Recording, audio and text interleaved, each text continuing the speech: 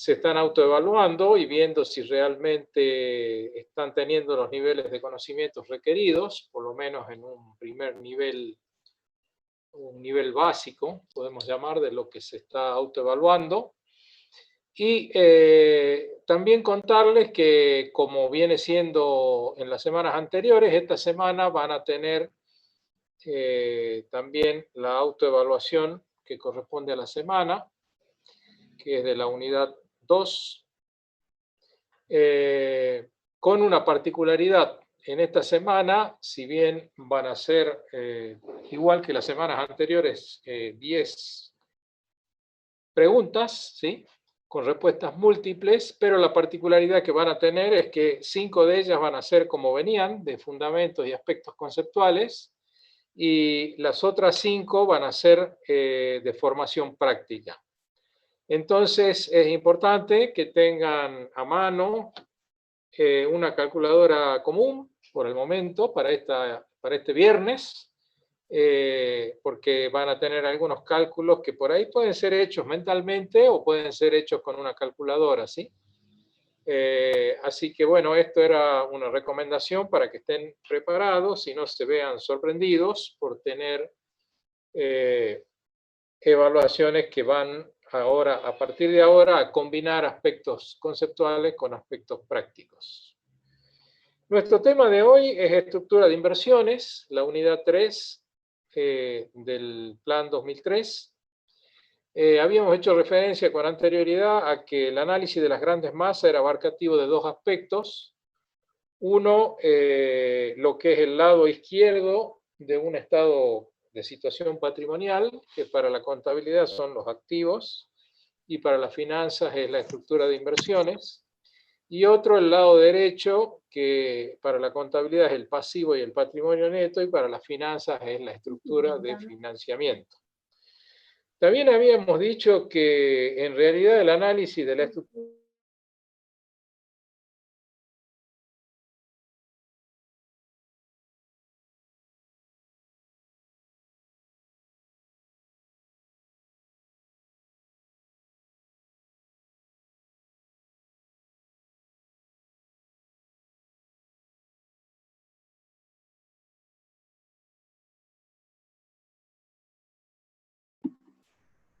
Disculpe, contador, el audio se silenció, no se está escuchando.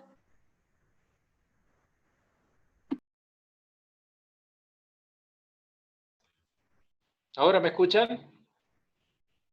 Hola. Sí, contador, se escucha. Ahora sí, disculpe. Perfecto. Bien, habíamos quedado en que habíamos hecho el señalamiento de que la estructura de inversión no se podía analizar con independencia de la estructura de financiamiento. ¿Y cuál es la razón de ello? Bueno, pues que en realidad actúan de manera interdependiente, ¿sí? Entonces, solamente por una convención y a los fines didácticos, en esta primera etapa de este curso, vamos a analizar la estructura de inversión por un lado y la estructura de financiamiento por otro lado, ¿sí? Pero solo con esa finalidad. Una vez que tengamos claro el comportamiento de cada una de las estructuras, sí, ya vamos a hacer un abordaje del comportamiento interrelacionado de ambas. Bien, nuestro tema de hoy es la estructura de inversiones en las empresas, en las organizaciones, la problemática que conlleva esa estructura de inversiones y cuáles son las variables que condicionan a la misma, tanto desde el punto de vista del tamaño, como desde el punto de vista de los componentes que tiene la estructura de inversiones y qué aspectos del contexto en el cual se desarrollan o desenvuelven las organizaciones condicionan el comportamiento, el tamaño, la composición y las decisiones que se toman respecto de la estructura de inversiones, ¿sí? Ese es nuestro tema de hoy. Voy a pasar por alto algunas placas porque ya fueron desarrolladas con anterioridad, solo haciendo por ahí algún comentario puntual, ¿sí? Ya hablamos antes de la decisión de invertir y el objetivo empresario. Hablamos de los objetivos, ¿sí? También nos referimos al objetivo principal y a los objetivos operativos. Habríamos hablado del objetivo principal en finanzas, de maximizar el valor presente o el valor actual del patrimonio, o sea, del capital propio de los dueños afectado a la actividad. Y hablamos de, digamos, cuál es el objeto de estudio, cuáles son los objetivos, dónde se aplica, qué principios sustentan, ¿sí? Y cuáles herramientas se van a utilizar. Bien. Hay un problema central en finanzas que es cómo asignar o reasignar recursos a través del tiempo. Estamos hablando de recursos financieros, teniendo en cuenta qué objetivo tenemos y los aspectos que componen los objetivos operativos. Dijimos que más allá del objetivo general hay objetivos operativos y hablamos del objetivo rentabilidad, el objetivo liquidez y hablamos de cómo impactan esos dos objetivos, dos componentes como son el riesgo, hicimos algunos comentarios generales respecto del riesgo, y el costo del capital aplicado, ¿sí? Bien, también hablamos de que hay una secuencia en las decisiones financieras y que si bien uno evalúa una decisión de inversión, no puede hacer una inversión sin antes tener estudiadas cuáles son las fuentes de financiamiento, ¿sí? Se mencionaron las decisiones típicas en finanzas y también se habló del ciclo dinero, mercadería, dinero, que es el ciclo operativo de negocio, ¿sí? Bueno, ese ciclo operativo implica pensar en cómo, digamos, de un capital líquido o un fondo líquido, ¿sí? Ese fondo líquido se transforma en distintos tipos de inversión hasta que vuelve a convertirse en un componente líquido más un adicional, un beneficio extra, ¿sí?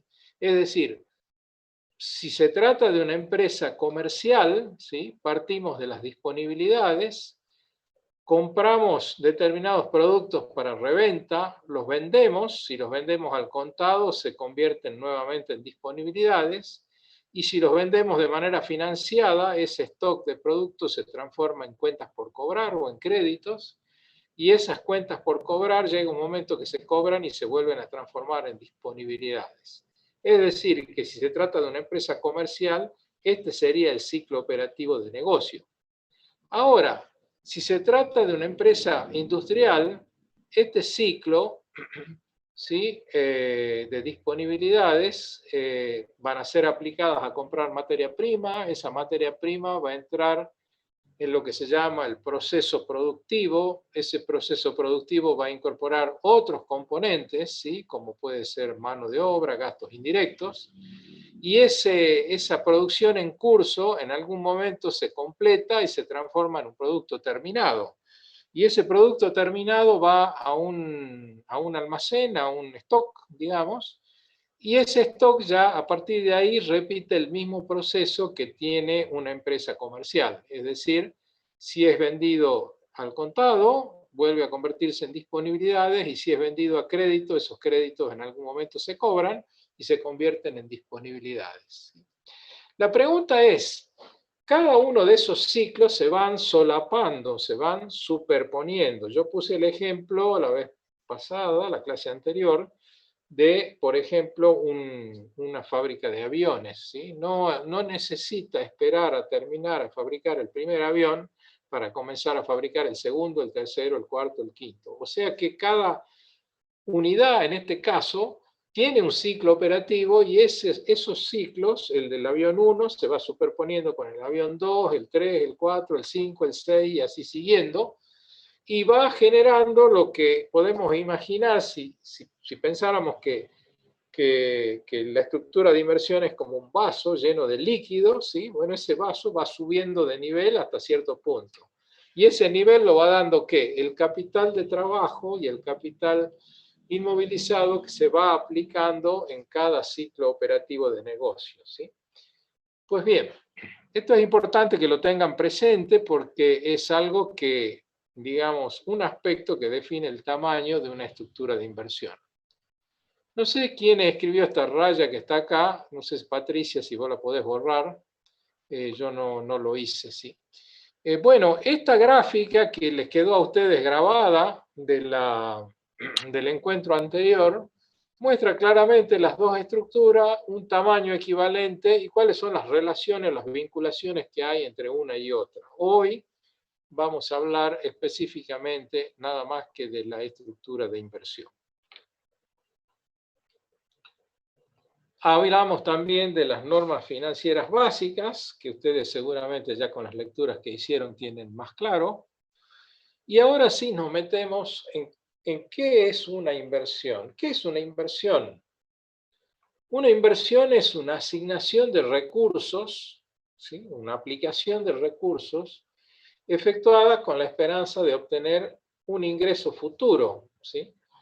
Y ese ingreso futuro que esperamos tener tiene que permitir, digamos, o tener el tamaño tal que nos permita recuperar la inversión que hicimos, ¿sí? Y tener un cierto beneficio, o sea, recuperar el capital invertido y tener un beneficio o una ganancia, un plus, un extra, un adicional, ¿sí? Una prima, un retorno, un beneficio. Esta es la expectativa de cualquier inversor que toma una decisión de inversión. Nadie invierte para perder, digamos, sino invierte para recuperar el capital invertido y obtener un beneficio. Por ahí uno escucha decir, ¿y cómo te fue con esta actividad de negocio? Y mira, por lo menos recuperé el capital invertido. ¿Qué está diciendo? Que el capital que aplicó a la decisión de inversión por lo menos lo recuperó y no obtuvo ningún beneficio. Otra conversación que uno puede escuchar dice, mira, recuperé el capital y tuve un beneficio, pero no era el que esperaba. Es decir, que no tuvo, digamos, la expectativa satisfecha en cuanto a los ingresos adicionales que esperaba tener. Entonces, básicamente, ¿qué es la estructura de inversión? La estructura de inversión es el activo de una empresa o de una organización si estamos hablando de un ente sin fines de lucro. ¿Cuáles son los componentes de esa estructura de inversión? Son dos: el capital de trabajo y el capital inmovilizado. El capital de trabajo es el capital aplicado, en la gráfica que vimos hace unos minutos, en los ciclos operativos de negocio, ¿sí? Entonces, a medida que haya muchos ciclos operativos y que se inicie otro y otro y otro, el capital de trabajo va aumentando, hasta que el primer ciclo operativo se completa y ese capital de trabajo se transforma en líquido nuevamente. Y por otro lado, está el capital inmovilizado. El capital inmovilizado es el capital que no se va a recuperar en un solo ciclo operativo de negocios, sino que se va a recuperar en muchos ciclos operativos de negocio. Ejemplo, la fábrica de aviones necesita hangares y los hangares donde van fabricando el avión no se hacen para fabricar un avión, se hacen para fabricar muchos aviones, ¿sí? Entonces, hay una porción del capital aplicado para la construcción de hangares, capital inmovilizado, que se va a ir recuperando una pequeña porción en cada ciclo operativo. Asumamos que un ciclo operativo es la fabricación del avión 1, el segundo ciclo operativo es la del 2, y el 3, y así sucesivamente. Bien, cuando en esta clase hablemos de estructura de inversión, lo hacemos diciendo que es el capital aplicado en la actividad de negocio, en el proyecto de inversión, ¿sí? Cualquiera sea la forma en que es financiado. Dijimos hace un momento que íbamos a hacer abstracción, no íbamos a referirnos a cómo se financiaba la estructura de inversión y qué impacto podía tener el aspecto del financiamiento dentro de la misma, ¿sí? Bien, ¿Cuáles son los problemas que tiene la estructura de inversión? Y básicamente tiene muchos problemas que vamos a ver ahora, pero básicamente se podrían sintetizar en estos 4 aspectos que están acá señalados. El primer aspecto tiene relación con el volumen. Lo dijimos cuando hablamos la norma de volumen. ¿El volumen qué es? Es la magnitud, es el tamaño de la estructura de inversión, ¿sí? En la clase anterior señalaba que si tuviéramos todos en la idea de desarrollar una actividad de negocio, ¿sí? Y tenemos que discutir, ya sabemos qué actividad queremos desarrollar, pero no sabemos cuál es el tamaño de la actividad, o sea, cuál es la porción del mercado que tenemos por expectativa satisfacer, o tenemos opiniones diferentes respecto al pronóstico de demanda, es decir, cuánta va a ser la demanda, cuántas unidades vamos a vender por unidad de tiempo, por día, por mes, por semana, por quincena, por año, en fin. Y bueno, todas esas interrogaciones, todas esas interrogantes, ¿qué impacto tienen en la estructura de inversión? Y tiene un impacto inmediato, claro, nítido, ¿sí? El pronóstico de demanda me está marcando cuál es el tamaño de la estructura de inversión que tengo que diseñar para poder satisfacer la demanda, ¿sí? Por otro lado, tengo un problema de estructura, ¿sí? ¿Por qué? Y bueno, porque si dijimos que la estructura de inversión tiene 2 componentes, uno es capital de trabajo y otro es el capital inmovilizado, naturalmente que cualquier estructura de inversión tiene ambos componentes. Ahora viene otra interrogación.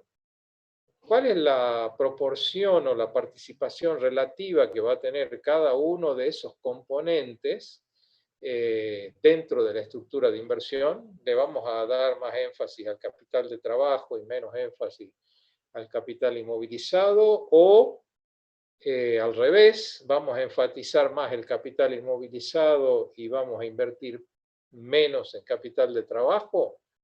Bueno, eso depende de la actividad. Enseguida vamos a ver que hay empresas típicas, ¿sí? Y que tienen una estructura definida. El tercer problema es la tasa de crecimiento, ¿sí? Toda actividad de negocio aspira a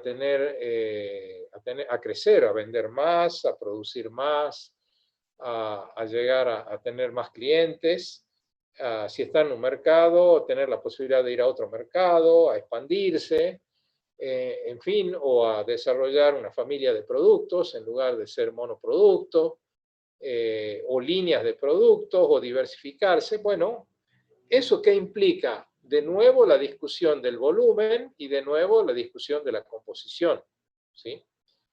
Y por último, hay otro componente de la problemática que es la exposición a la inflación, ¿sí?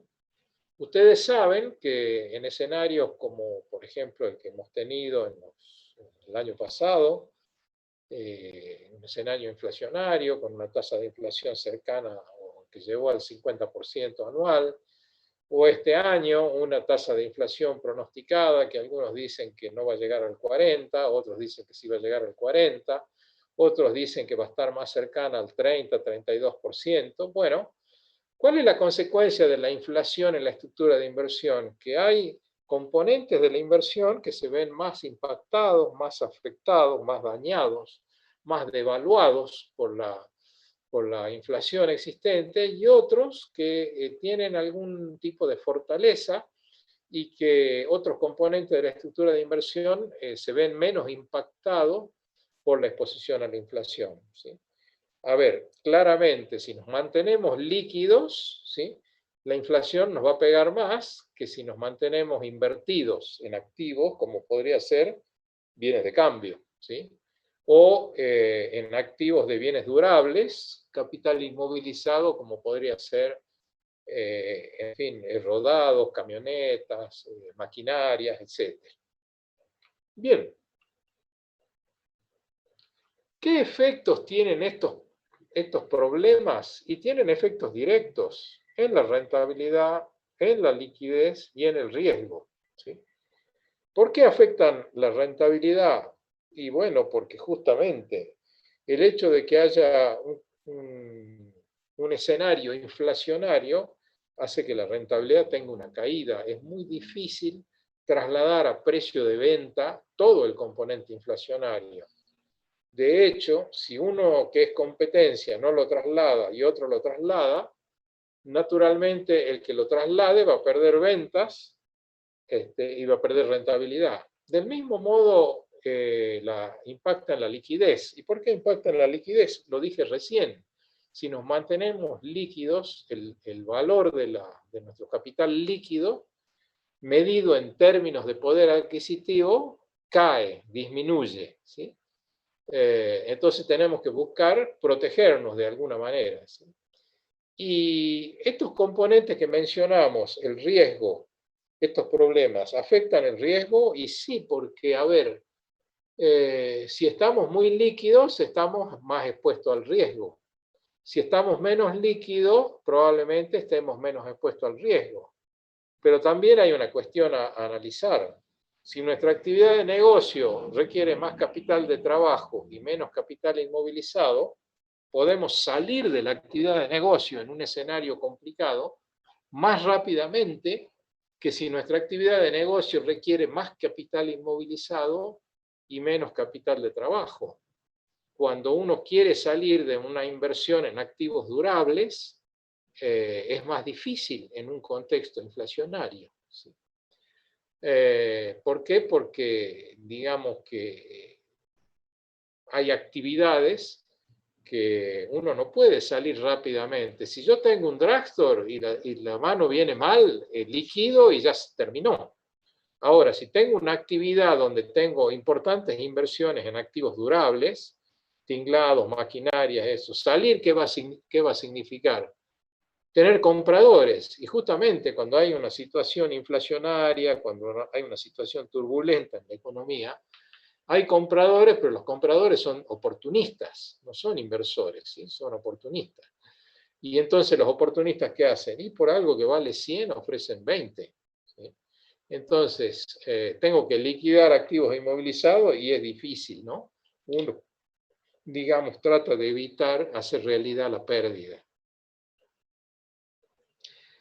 ¿Cuáles son las variables que condicionan la magnitud de la inversión? Y bueno, depende del sector de la actividad económica, no es lo mismo comercio que servicios, ¿sí? O sea, comercio tiene una estructura más grande que una empresa de servicios. El ramo o la actividad, y bueno, eso depende de la actividad. Si es de comercio, por ejemplo, dentro de comercio hay muchas actividades. Hay actividades que requieren poca inversión, ejemplo pusimos recién el del drugstore, y hay actividades que requieren una inversión más grande, como puede ser venta de vestimenta, no sé, venta de licores, en fin, venta de electrodomésticos, ¿sí? Claramente, ustedes empiecen a imaginar la estructura de inversión y ya se empiezan a dar cuenta que, bueno, que esas variables están condicionando el tamaño y el tipo de estructura.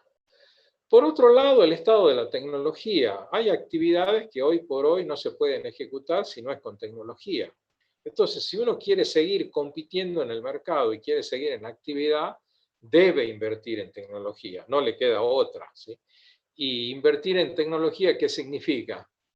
Significa aumentar la inversión en capital inmovilizado, en capital de largo plazo. Entonces, ¿la tecnología condiciona el tamaño de la inversión? Definitivamente sí. Política empresaria.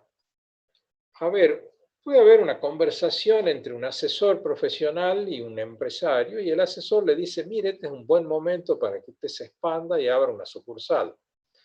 Además de esta sucursal que tiene en Salta Capital, sería conveniente que abra otra sucursal en San Salvador de Jujuy, por ejemplo.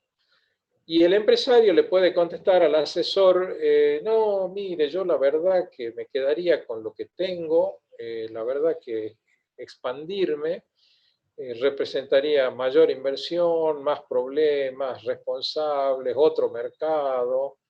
más control, más auditoría, más manipulación de productos, nuevos riesgos. ¿Eso qué está diciendo?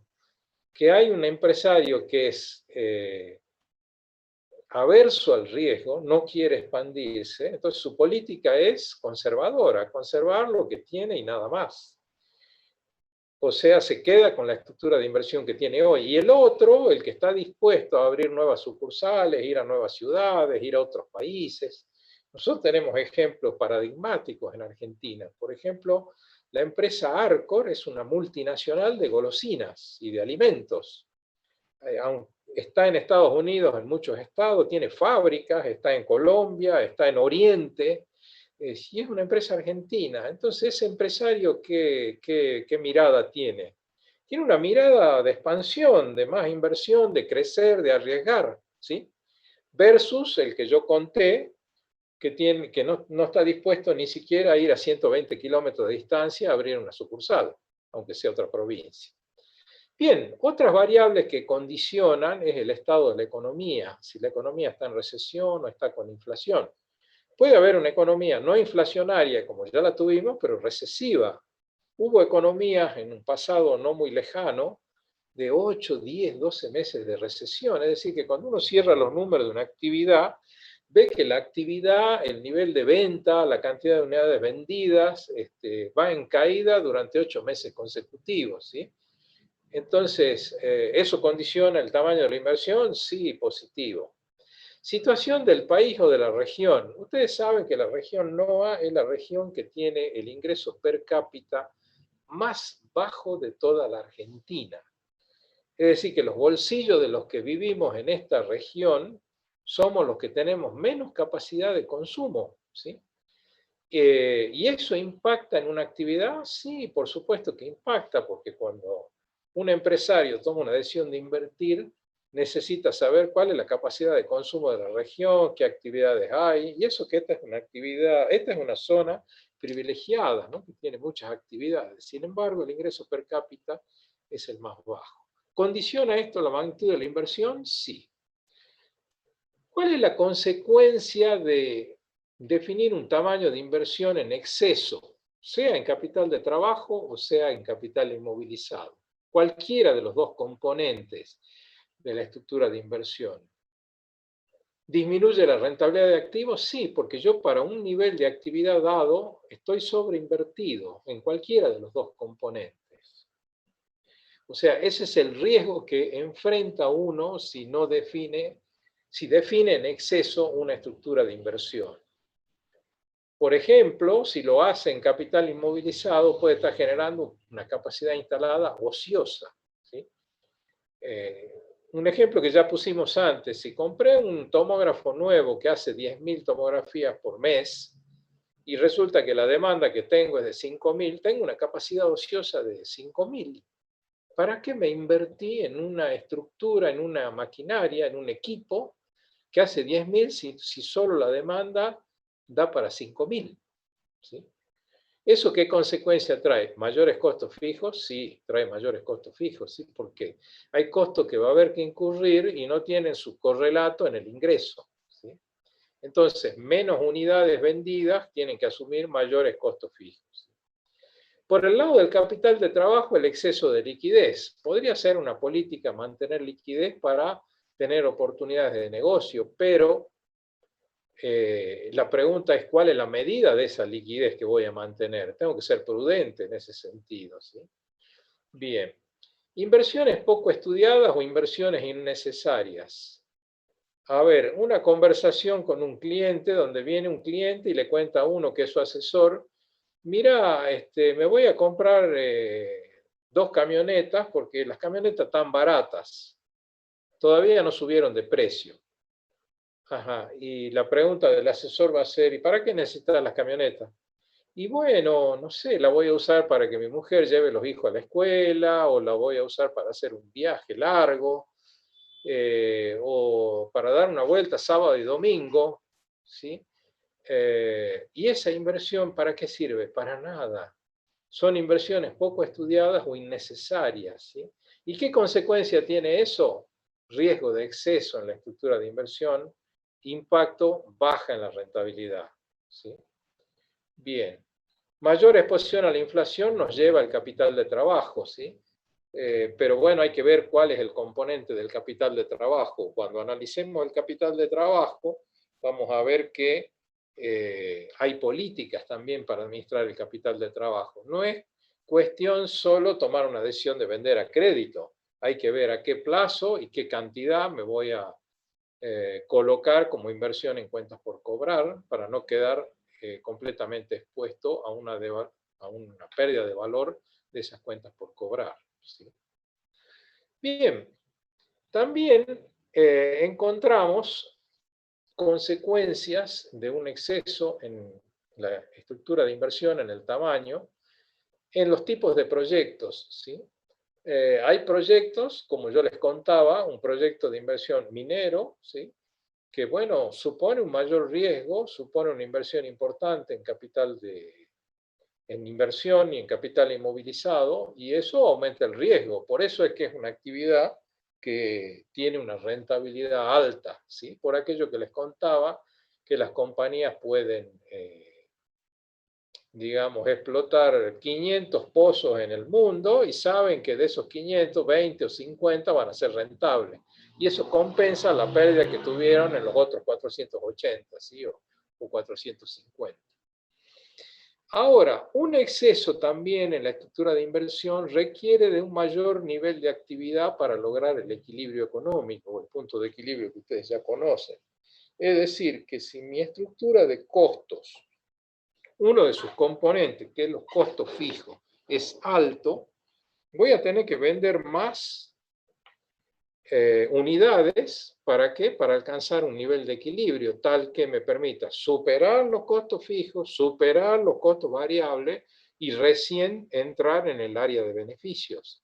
Habrán escuchado alguna vez decir algún empresario, el día 20 o el día 25 de mes, recién alcancé a cubrir mis costos. ¿Y te quedan cuánto? 5 o 10 días del mes de venta, ¿sí? ¿Y eso qué significa? Bueno, puede tener muchas respuestas, pero una de ellas puede ser que esté con mayores costos fijos o costos fijos improductivos. Mayor vulnerabilidad ante restricciones del mercado, es decir, estar expuesto a que frente a determinadas situaciones o políticas, ¿sí? Que vengan desde el gobierno, por ejemplo, uno se quede condicionado en una situación de mercado, ¿sí? Ejemplo podría ser en la ganadería, ¿sí? Que haya una peste, ¿sí? Que afecte el ganado, y entonces, ¿qué pasa con el mercado? El mercado se vuelve vulnerable, se vuelve restrictivo, la gente consume menos y quedamos expuestos con una estructura de inversión. Menor flexibilidad para cambiar el ramo de actividad. Yo les ponía el ejemplo de una inversión en capital inmovilizado, de la cual es difícil salir, ¿sí? O sea, si estoy en una actividad como, por ejemplo, un servicio público, ¿cómo se hace para salir de un servicio público concesionado? ¿Sí? Es muy difícil desinvertir una red de gas, una red eléctrica, una red de agua. ¿Sí? Son actividades que casi son cero flexibilidad ante una decisión de cambiar de actividad. Simplemente habría que liquidar las acciones que tenemos en esa actividad e irnos a otra actividad, pero eso no es fácil. También una menor rotación genera un crecimiento en la estructura de inversión. Si baja la rotación porque baja el nivel de actividad, ¿qué pasa? Para compensar la rentabilidad tenemos que aumentar el margen sobre ventas, y para aumentar el margen sobre ventas tenemos que aumentar el precio. Y hay que ver si el precio de nuestros productos qué elasticidad tiene respecto de la demanda. Es decir, si aumentamos el precio, la demanda aguanta y sigue consumiendo, o si aumentamos el precio, la demanda se retrae y se agrava nuestra situación, ¿sí? Bien. También, así como tenemos la mirada de cuando la inversión es en exceso, tenemos que tener la mirada de cuando la inversión es en defecto. O sea, si nuestra estructura de inversión está definida en defecto, o sea, invertimos menos de lo que debiéramos haber invertido, ¿qué sucede? Primero, perdemos operaciones. O sea, no tenemos equipamiento para generar un nivel de producto tal que podamos satisfacer la demanda, ¿sí? Entonces podemos perder clientes. Alguien que nos pide 500 unidades, le decimos, mira, dentro de los próximos 30 días te puedo proveer 200. Ah, no, me voy a buscar otro proveedor, ¿sí? Disminuye la rentabilidad de activos, y sí, porque baja el nivel de actividad, ¿sí? O si acaso la menor inversión, en lugar de ser en los dos componentes de la estructura, fuera solamente en el capital de trabajo, como es este caso que está planteado acá. Bueno, si no tenemos insumo, podemos tener la maquinaria, pero a ver, si nos falta un componente para hacer estos estudios médicos, ¿sí? Tenemos la máquina, pero va a estar parada porque nos falta un componente para poder hacer las 5.000 tomografías, ¿sí? La menor o mayor cobertura a la inflación también es un impacto, es un riesgo en la magnitud. Los problemas de liquidez ya los señalamos. Y bueno, una menor estructura de inversión aumenta el riesgo operativo. ¿Y por qué aumenta el riesgo operativo? Porque tenemos una menor capacidad de generar producto y tenemos como consecuencia de ello una menor capacidad para absorber costos fijos. Entonces, el hecho de que haya menor capacidad para absorber costos fijos aumenta el riesgo operativo, el riesgo de cubrir esos costos fijos. Dijimos que dentro de la estructura de inversión hay dos componentes, el capital de trabajo, también llamado en la bibliografía circulante u operativo, y el capital inmovilizado. Este es el de la gráfica del ciclo operativo de negocio, y este es el capital que se recupera en varios ciclos operativos de negocio.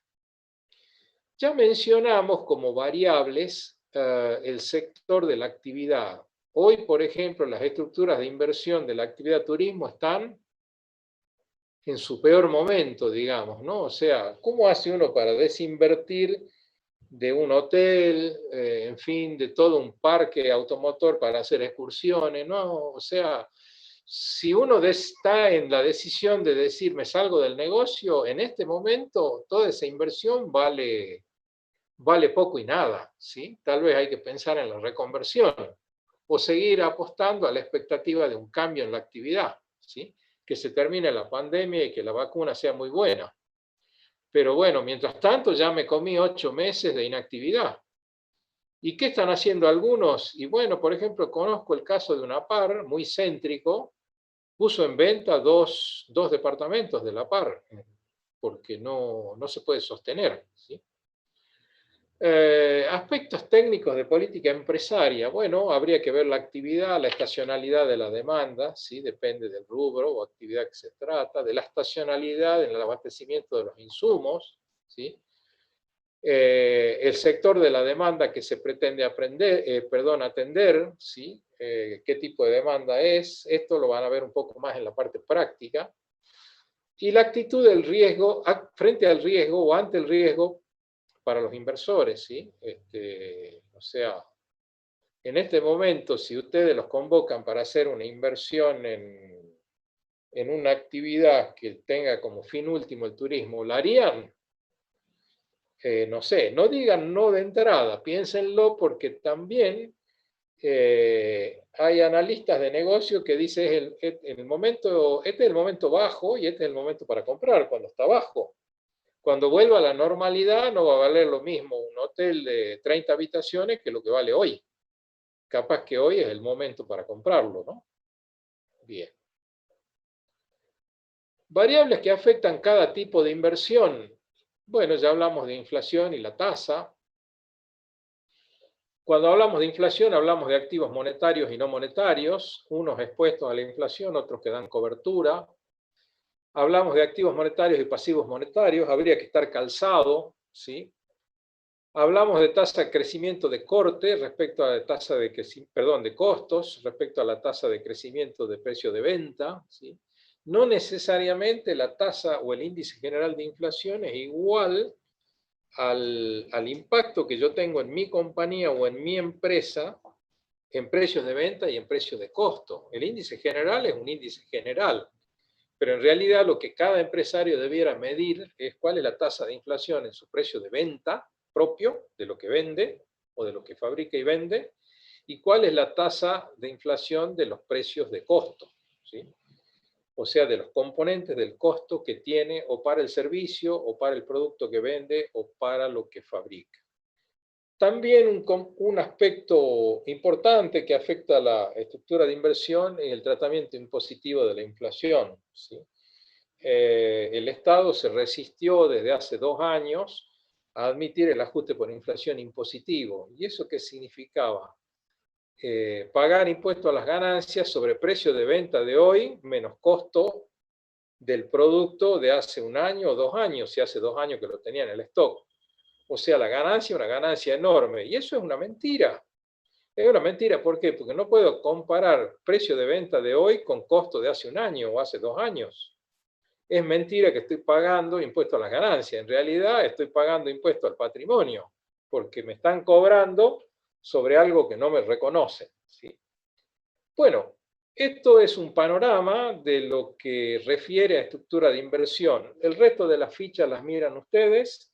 Si acaso tienen preguntas, las pasan por el foro y todos van a ser atendidas y contestadas. Y ahora, a partir de esta clase, vamos a dar lugar a los auxiliares para que hagan una presentación de las formaciones prácticas. Es importante que ustedes las lean y las sigan antes a los enunciados para poder tener un mejor aprovechamiento de las presentaciones que se van a hacer a partir de ahora. Bien. Bueno. Disculpe, profesor, disculpe, se me interrumpió el audio. ¿Podría repetir lo último? Que hay unas fichas que quedan pendientes, ¿sí? Y que ustedes las pueden ver, giran alrededor de lo mismo que estuvimos hablando hasta acá, y las dudas que les resulten o les surjan, las ponen en el foro y van a ser contestadas. Y a partir de ahora vamos a tener una intervención en todas las clases de los auxiliares para que puedan ver las formaciones prácticas, y es importante que ustedes hagan lectura previa de esas formaciones para tener un mejor aprovechamiento de, digamos, lo que se les va a presentar a continuación. Muchas gracias. Perfecto, muchas gracias, muchas gracias. Bueno, entonces a continuación interviene Alejandra. Sí, contadora. Alejandra interviene ahora. Perfecto.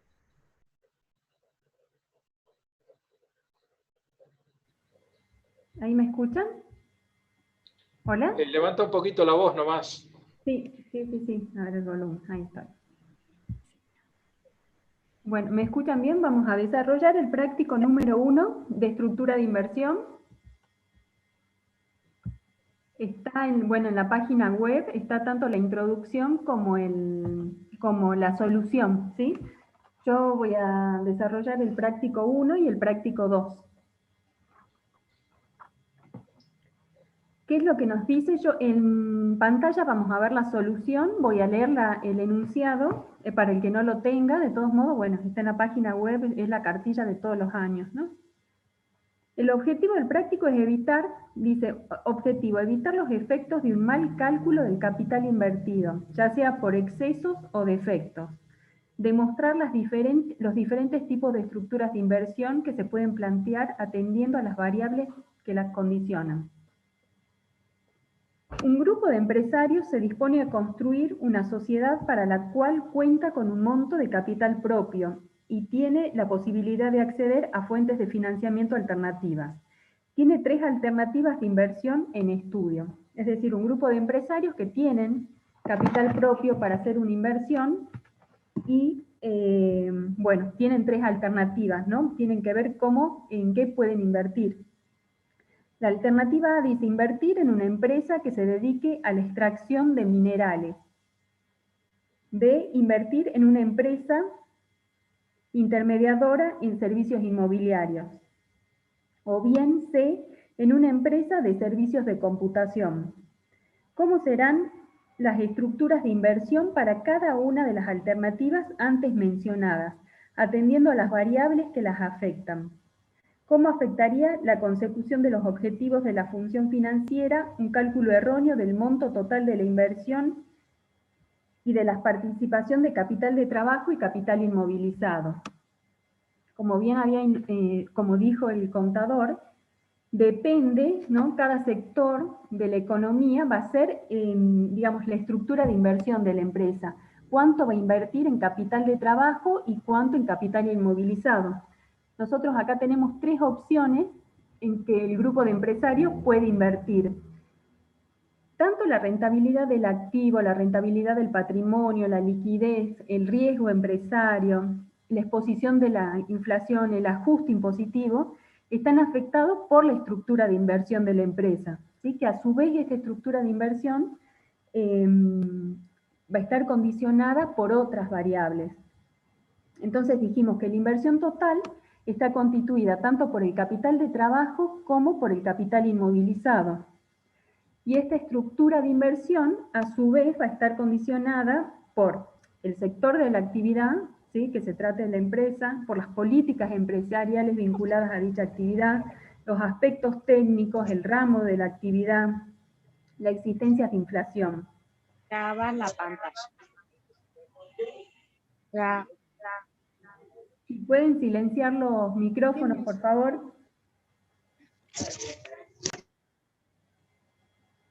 La estructura de inversión de una empresa no es estática, sino que es dinámica, ¿sí? Entonces la tenemos que determinar para un momento determinado, en un momento determinado. Y esta estructura de inversión puede cambiar al modificarse las políticas de la empresa, el nivel de actividad, los cambios en la demanda, razones operativas. Entonces, ¿cómo puede ser la estructura de inversión para cada una de las alternativas que enuncia el práctico 1?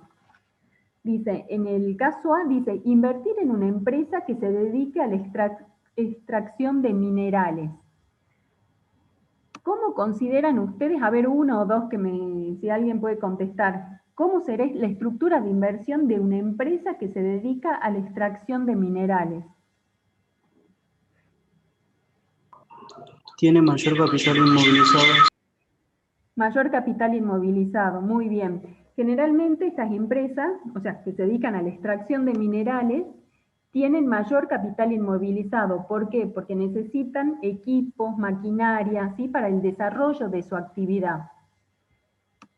Acá, en la solución del práctico, nosotros vemos que pusieron aproximadamente un 46% de capital de trabajo y un 54% de capital inmovilizado.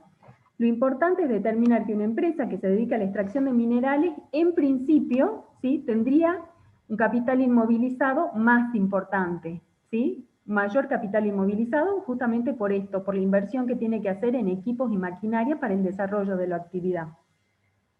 Pero esta estructura de inversión se puede modificar. ¿Cómo se puede modificar esta estructura de inversión?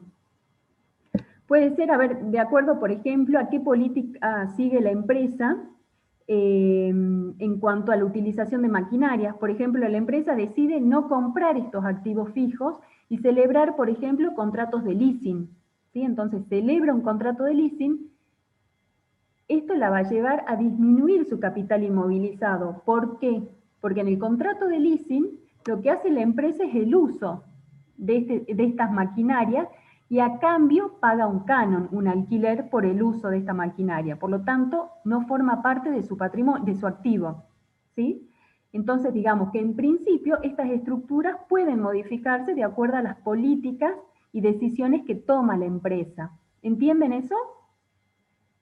Entonces, ¿qué hace? Entonces, si celebra una empresa de extracción de minerales, celebra un contrato de leasing para la utilización de maquinaria, esto lo lleva a una disminución del capital inmovilizado en la estructura de inversión, ¿sí?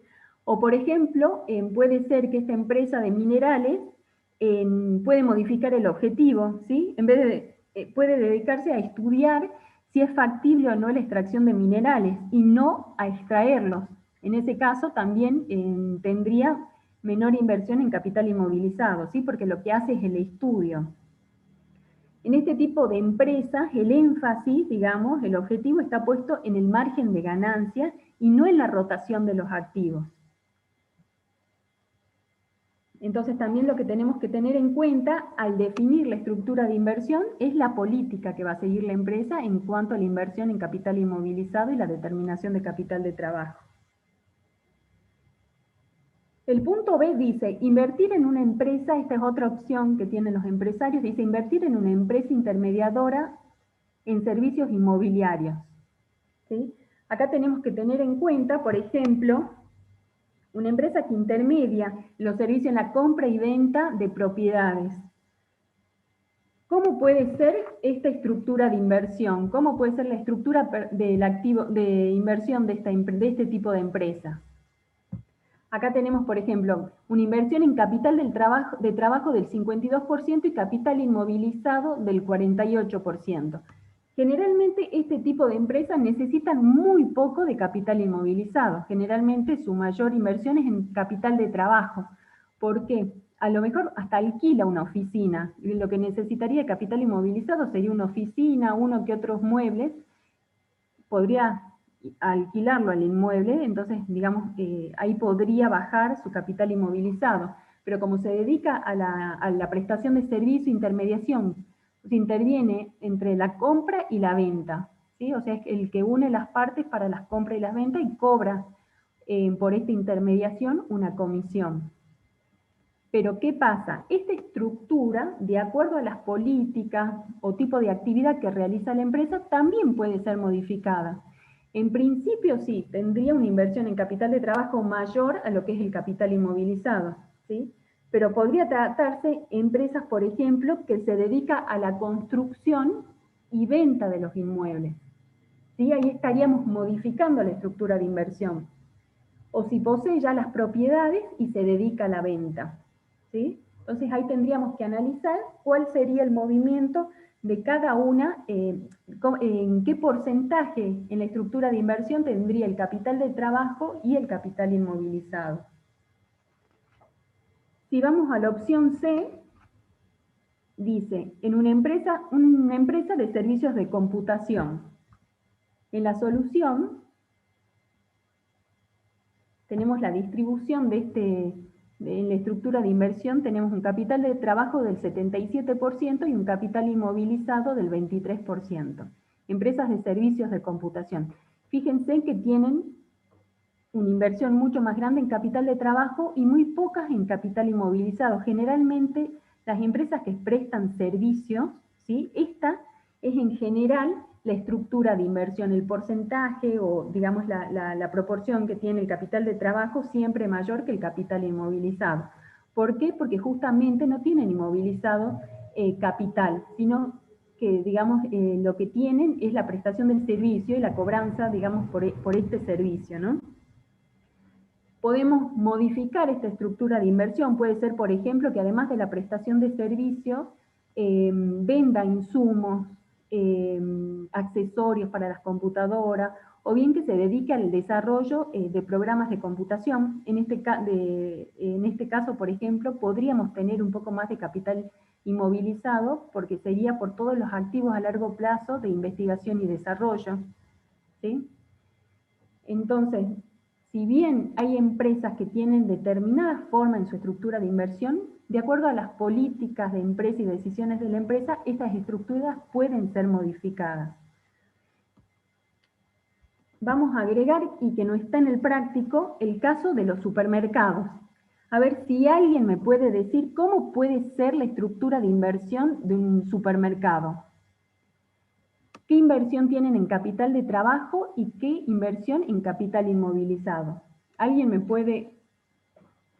tiene una idea cómo puede ser la estructura? ¿Cómo está distribuida? Tenemos mayor capital de trabajo y menor capital inmovilizado. Muy bien.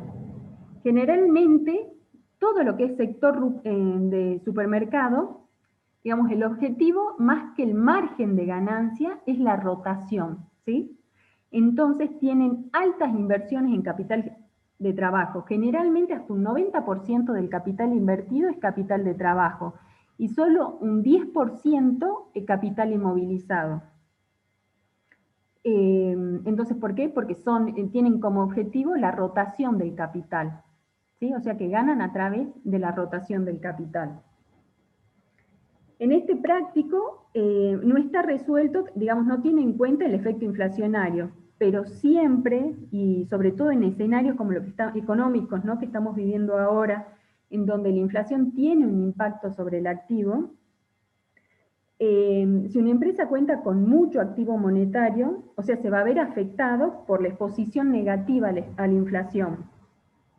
Entonces, generalmente, la empresa lo que trata es salirse, ¿sí?, de ese activo monetario a través de la inversión en activo fijo. Y eso también produce un cambio en la estructura de inversión.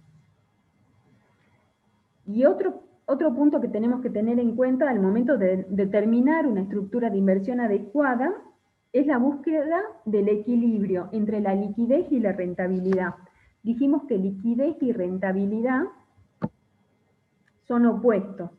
Entonces lo que tenemos que analizar, ¿qué es lo que pasa si tengo un exceso de capital de trabajo y un defecto en inversión en capital inmovilizado?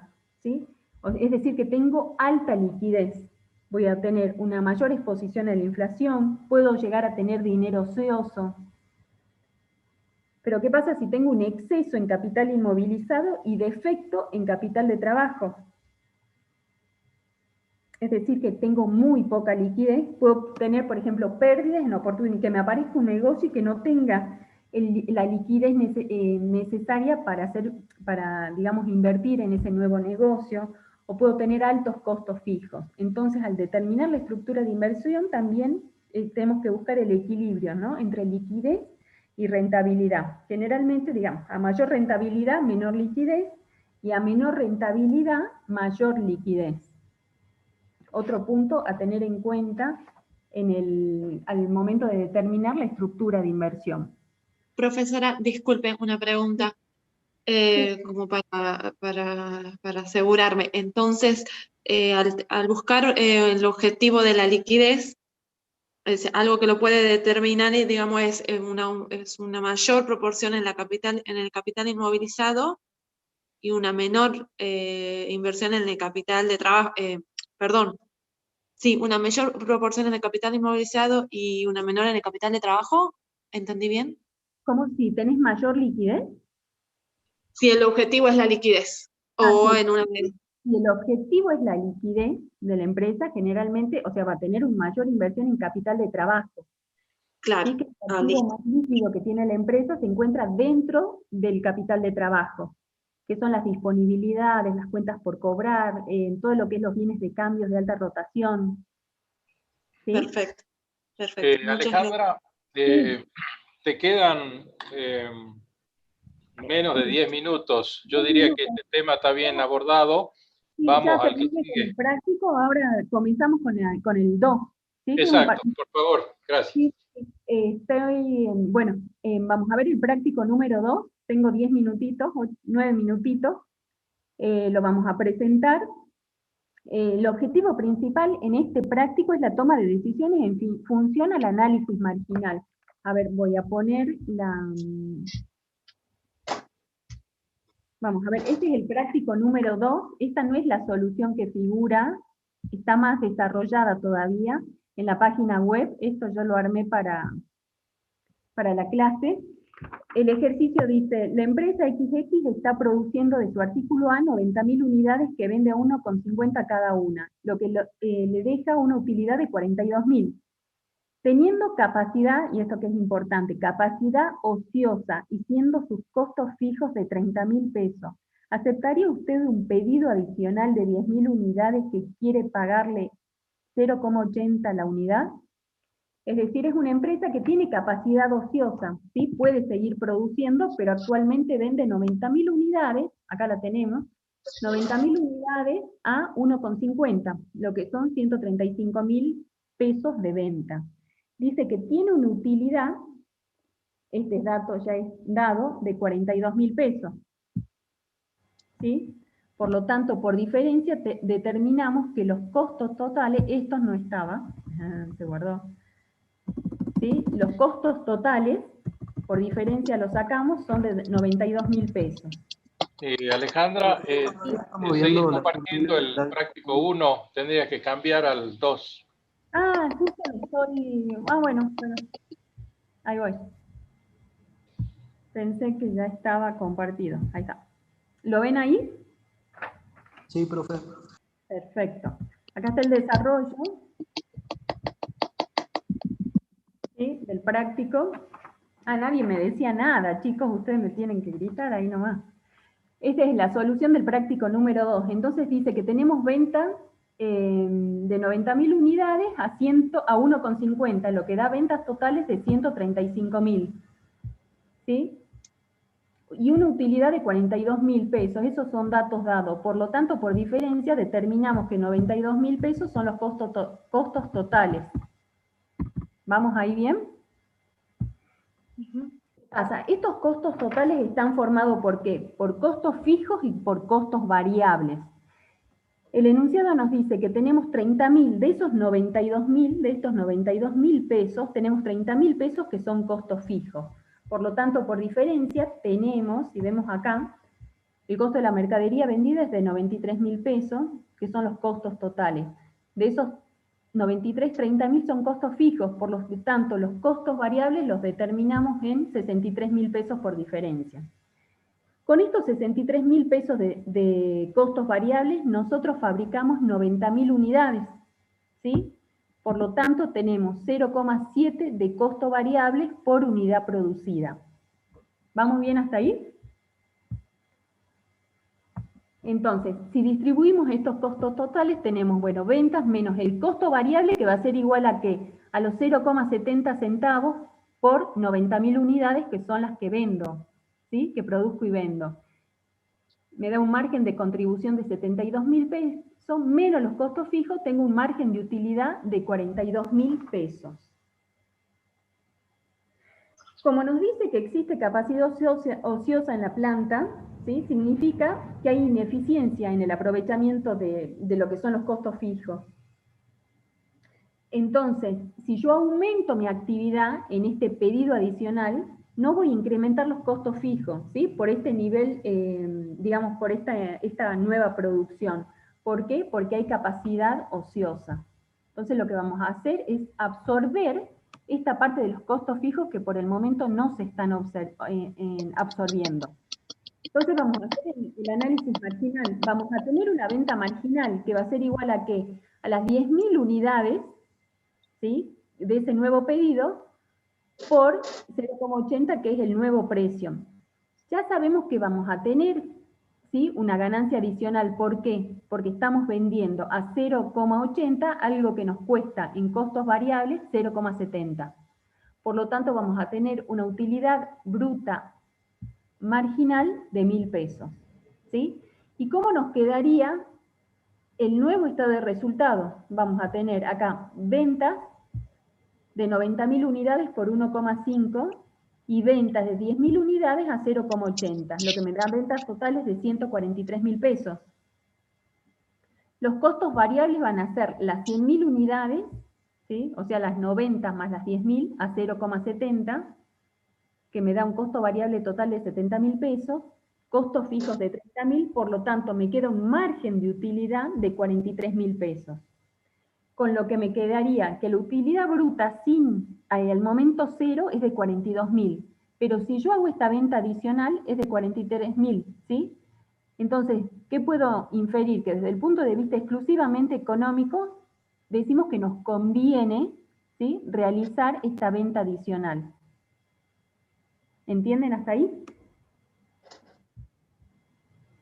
Es un análisis marginal que estamos haciendo. Si siguen ustedes... Profe, ¿puede repetir por qué nos conviene? Porque si ustedes se fijan, sin la venta esta adicional, nosotros tenemos un margen de utilidad de 42.000 pesos. ¿Sí? De acuerdo al estado de resultados acá al inicio, sin esa venta marginal. ¿Ven acá? 42.000 pesos. Pero ¿qué pasa si nosotros incorporamos esa venta marginal de 10.000 unidades a 0,8, el precio? Vamos a tener un margen de utilidad de 43.000, es decir, que estamos ganando por la incorporación de esta venta 1.000 pesos. ¿sí? Una utilidad bruta marginal de 1.000 pesos. ¿Sí? O sea que desde el punto de vista económico podemos decir que nos conviene realizar esta venta marginal. ¿Está bien? Sí, profe, muchas gracias. Ustedes sigan analizando este práctico. Más abajo, bueno, tiene todo un desarrollo teórico y tienen también el análisis del punto de equilibrio, que también es interesante, digamos, para la toma de decisiones. ¿Sí? Entonces ahí estaríamos, terminamos el práctico 1 y 2 de estructura de inversión. Ahora sigue la contadora Nayar, ¿sí? Con los otros prácticos.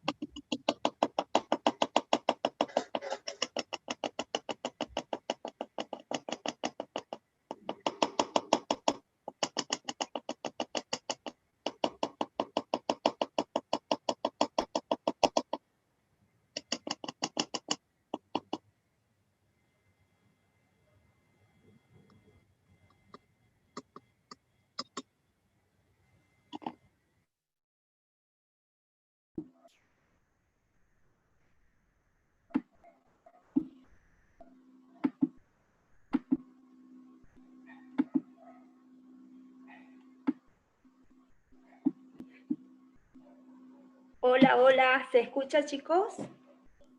Sí, profe. Bueno, muchas gracias. Como ustedes verán, primero buenas tardes, gracias por estar presentes. La verdad que imagínense que estamos trabajando a full con los docentes, pero queremos que a ustedes le quede bien cerrada la idea de lo que es la estructura de inversión y vaya muy de la mano con la explicación teórica que le dio el contador Giglieri, ya vienen trabajando de la semana pasada. Como ustedes verán, yo voy a tratar de tener, porque como estoy compartiendo la pantalla, yo voy a tratar de tener el chat, ustedes lo verán a mi derecha, para ir viendo de a poco lo que pueda ir surgiendo. De todas maneras, todos los docentes están contestando a medida de que surge alguna duda. Primero pido disculpas, estoy utilizando el mismo formato de la primera clase que ustedes tuvieron, y también para darle espacio a la contadora Sacheta, Mariana, para su exposición. Yo voy a tratar de apurar un poquito. Ahí está. Voy a tratar de apurar un poquito porque vamos a trabajar con las pautas de los prácticos 3, la unidad de los prácticos 3 y 4, justamente de estructuras de inversiones. ¿Cuáles son las pautas de elaboración? Primero, como habrán visto con la profe Pobolo, Alejandra viene desarrollando puntualmente algunos temas que ustedes deberían tenerlo o refrescarle, porque lo vienen viendo desde el primer año de cursada de la carrera, que son los costos. A menos de que hay una materia específica sobre costos, todos ustedes ya vienen trabajando con costeo, como ustedes verán, y los análisis marginales ya lo vienen realizando. Entonces, para las pautas de elaboración, ya sea de la actividad formativa del práctico número 3 como el práctico número 4, ustedes, miren ustedes, tienen que tener presente los costos, tanto los costos erogables como los no erogables. ¿Qué pautas son las principales? Ahora vamos a hablar con la elaboración de la actividad formativa número 3. Tienen que identificar el nivel de producción, ya vamos a ir a ver el objetivo, la duración del ciclo operativo bruto y el capital de trabajo asociado a cada ciclo. Mientras yo hablaba, le estaba dando un poco de tiempo para que ustedes ubiquen los prácticos, así que vamos a leer cuáles son los objetivos del práctico número 3, ¿sí? Desarrollar el cálculo del capital de trabajo de una manera integral, para que el alumno pueda observar cómo juegan las distintas variables que condicionan su magnitud. Macario, acabo de dar un autor, Macario, y disponibilidad en el tiempo, a través de un ejercicio que contempla supuestos simplificadores a los fines didácticos, porque no invalidan la riqueza conceptual de lo que se desea exponer. Este práctico número 3 prácticamente está centrado en que ustedes puedan focalizar las miradas en las necesidades de capital de trabajo, específicamente en los ciclos productivos. ¿Por qué hablamos de ciclo operativo bruto? Porque vamos a prescindir del componente financiamiento. Entonces, vamos aproximándonos a lo que es el desarrollo del práctico y vamos a ir repasando numéricamente, tratando de darle tiempo a la contadora Sacheta de que exponga los prácticos faltantes. Cuando hablamos de capital de trabajo, está asociado a una decisión de inversión.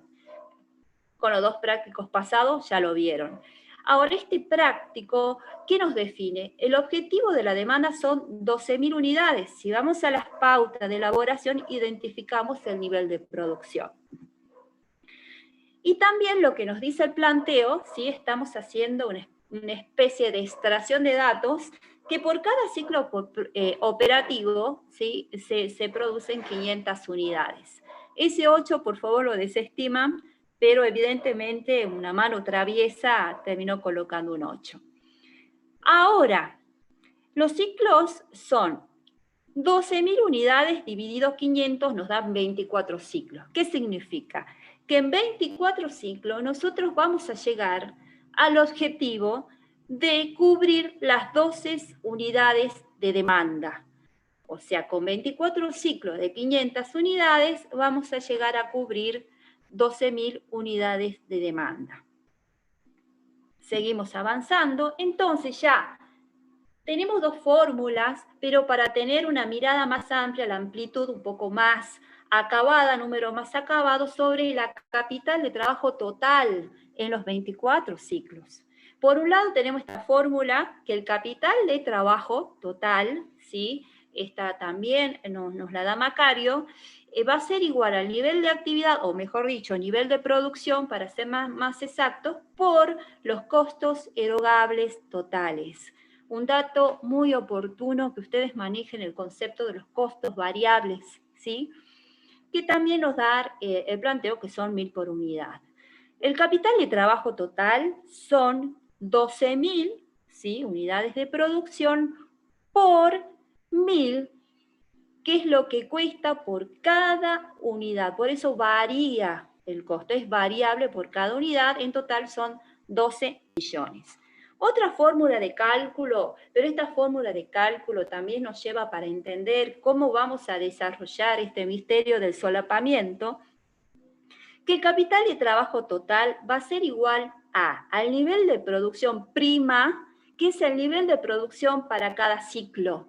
Y ya sabíamos que cada ciclo son 500 unidades, se producen 500 unidades, ¿sí? Por el costo variable que demanda, que son 1.000 por unidades, y por la cantidad de ciclo, que en este caso sería N. Y acá caemos en la cuenta que 12 millones y 12 millones, como ustedes verán acá, no sé si ven el puntero, 12 millones, y 12 millones llegamos al mismo número. El práctico nos plantea 2 alternativas, entonces hay que estar atento. Es un práctico muy fácil. Una alternativa conservadora le dice, miren, mi ciclo operativo es de 85 días, voy a producir aproximadamente los primeros 45 días, voy a tener un stock aproximado entre 45 y 55 días, y hasta llegar al 85 días es cuando voy a cobrar, ¿sí? Un punto muy importante es aquí donde voy a cobrar. Y lo que ustedes van a decir, bueno, vamos a liberar el capital de trabajo inicial que nosotros hemos invertido, porque forma parte de la estructura de inversión el capital de trabajo, que inicialmente hemos invertido en un ciclo. Entonces lo que primero vemos es, ¿cuándo vamos a liberar el capital de trabajo para ya empezar a financiar los sucesivos ciclos? Bueno, tenemos una palabra clave, que cada 15 días inicia un nuevo ciclo de 500 unidades, ¿sí? Y también cuántos días restan. Si vamos al primer ciclo, y desde ahí vamos a ir de a poco manejándonos, el ciclo es de 85 días, porque estoy en el momento cero, ¿sí? Pasaron 15 días, el ciclo se me fue a 70. ¿Por qué? Porque me resta, ¿sí? Me resta 15 días para llegar a los 85. Y así sucesivamente. Cuando llegamos al sexto ciclo, ¿sí?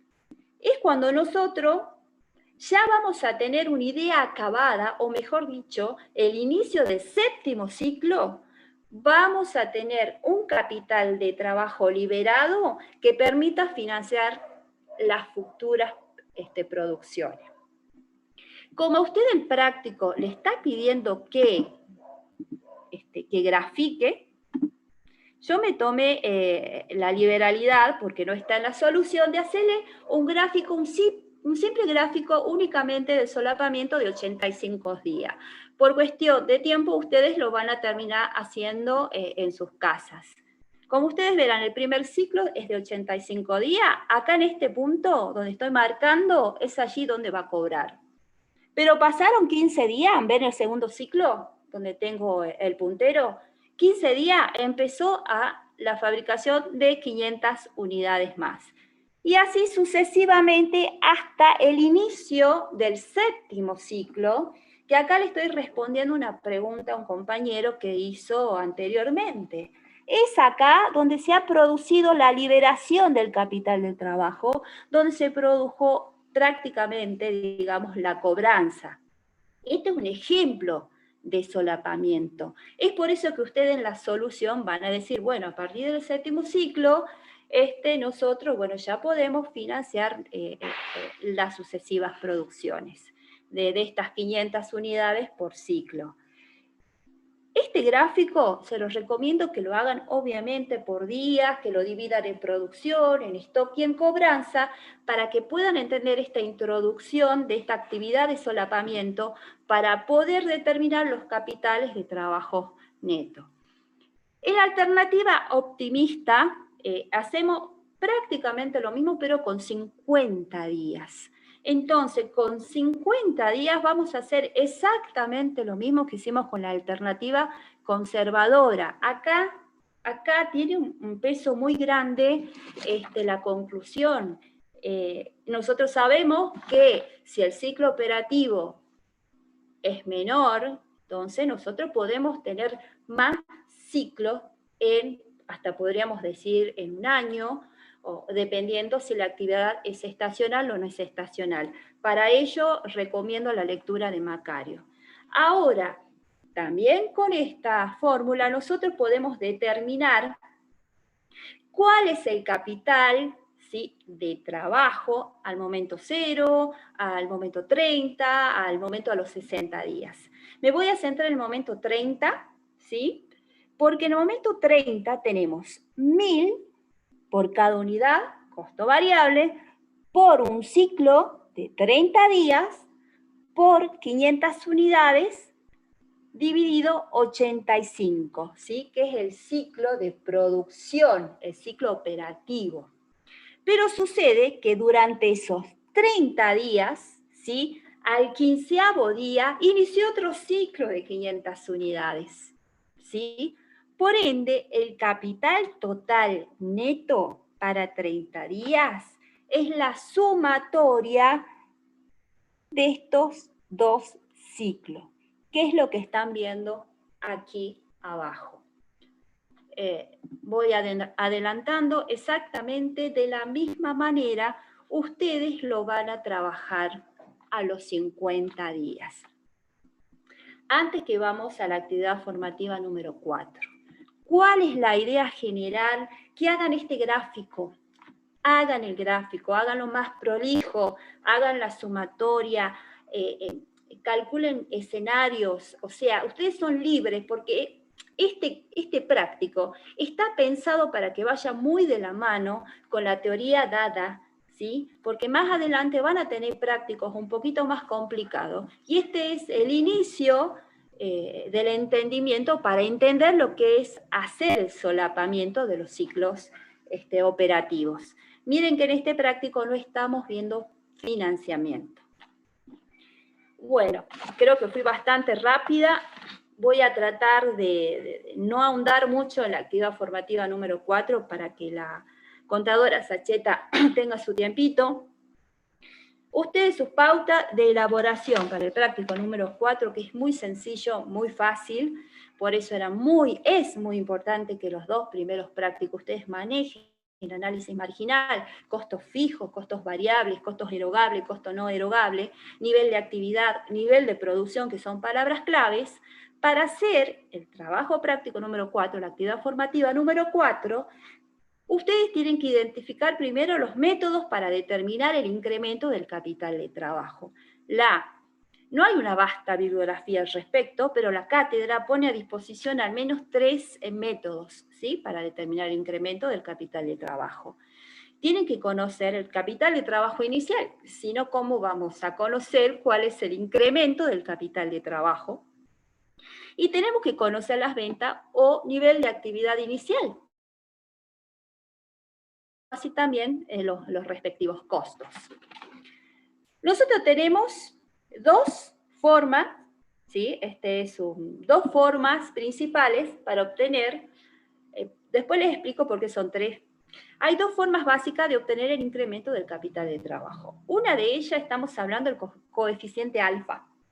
Es un coeficiente que a ustedes les permite determinar el incremento del capital de trabajo, pero bajo la suposición que existe una eficiente utilización del capital de trabajo. O sea que estamos hablando que no estamos en una situación ni de exceso ni de defecto en el capital de trabajo. Por ende, tenemos bien planificadas, bien pensadas las rentabilidades.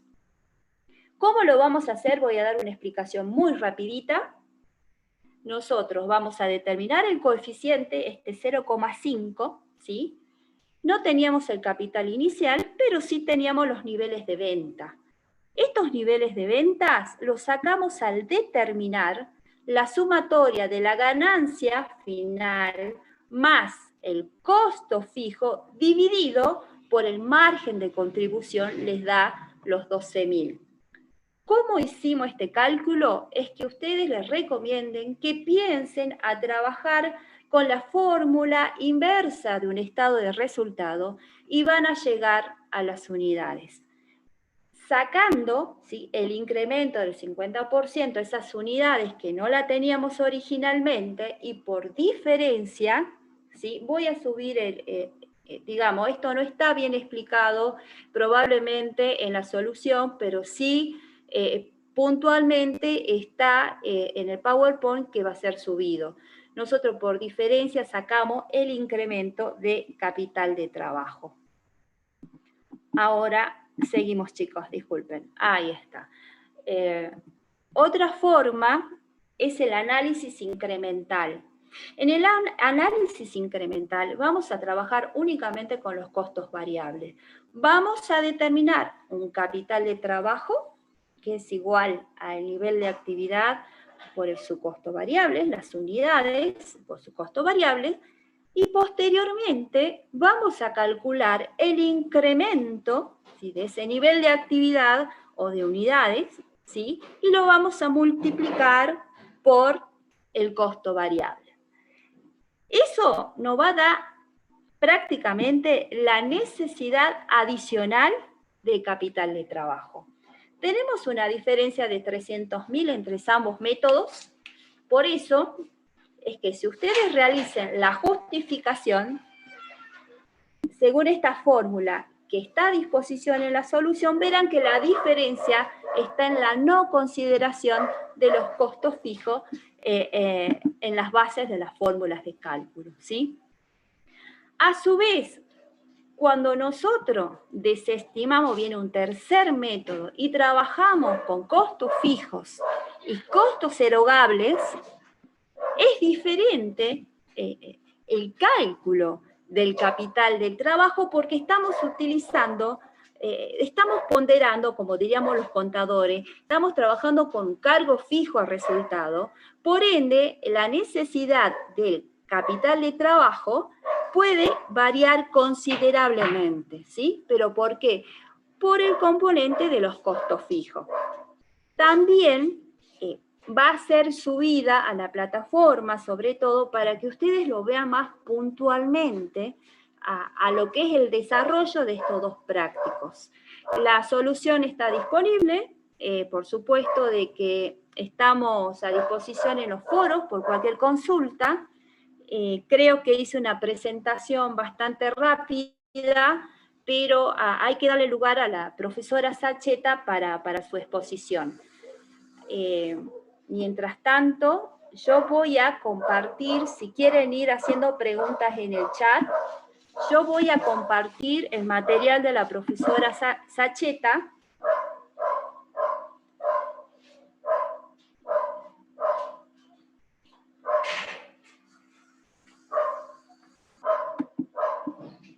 Desde el principio. Mariana, vos guíame, es todo tuya la clase, vos guíame, yo voy pasando las filminas. Buenas tardes a todos, ¿me escuchan?